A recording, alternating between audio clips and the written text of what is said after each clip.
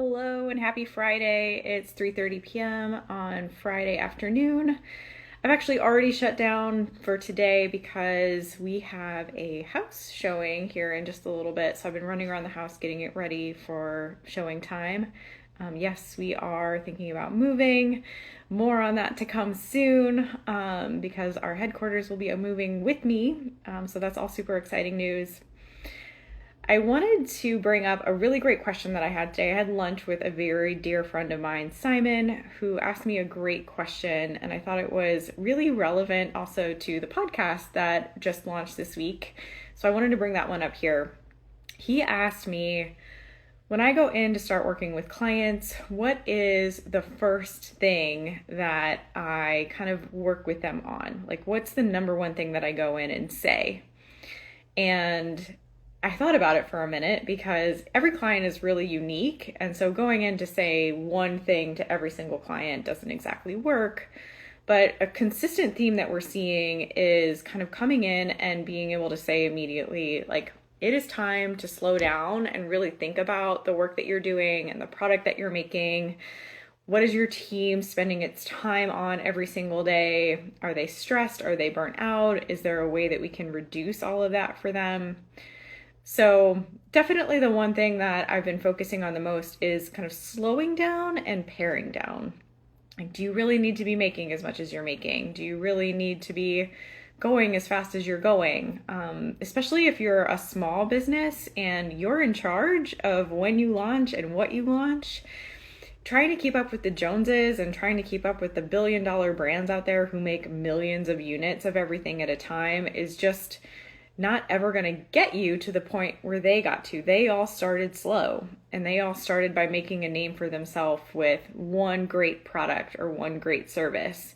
And they niched down into that as soon as they started, allowing them the time to grow organically, create an audience, create a customer base, create great product, and really get out there. So that's, I think, the number one thing. And that's what I told Simon too, was, we're really emphasizing on this beautiful thought of slowing everything down and not feeling like everything has to be rushed and everything has to be go, go, go all the time.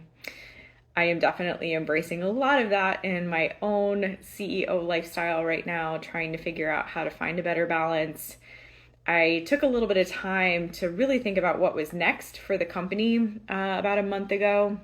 And it felt really good to just have creative time to read books and think and learn and figure out what was next and put a plan in place. And then this inkling of a feeling kind of came back that just really felt like, oh crap, I need to get to work. I need to stop dilly-dallying and being lazy and reading books all day. And it's taken me a minute to kind of remember that as a CEO, that is part of my job now, is reading books and reading articles, reading magazines, reading a lot of information online so that I can continuously grow, learn, and then apply that to the company and the growth that we're hoping to see. So that slow down mentality is something that I'm definitely having to learn and embrace at the same time that I'm teaching other people how to do it. And I think it's really showing up as a super positive thing for a lot of people. And I've noticed definitely with one of my clients that we just started with back in December, his company started in a place where they put a lot of product out.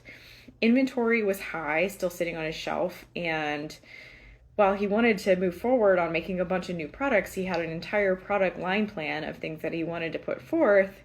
It just didn't necessarily make sense until we had grown the base of what he'd already created and started to sell through the inventory that he had. So over just a short 6 months, we've been able to get to a place where we feel really steady. Like, things have calmed down for him. They're a lot slower. Not everything feels frantic all the time. And we're creating new products that are necessary, not just because it feels like he needs to have the same line as someone else out there.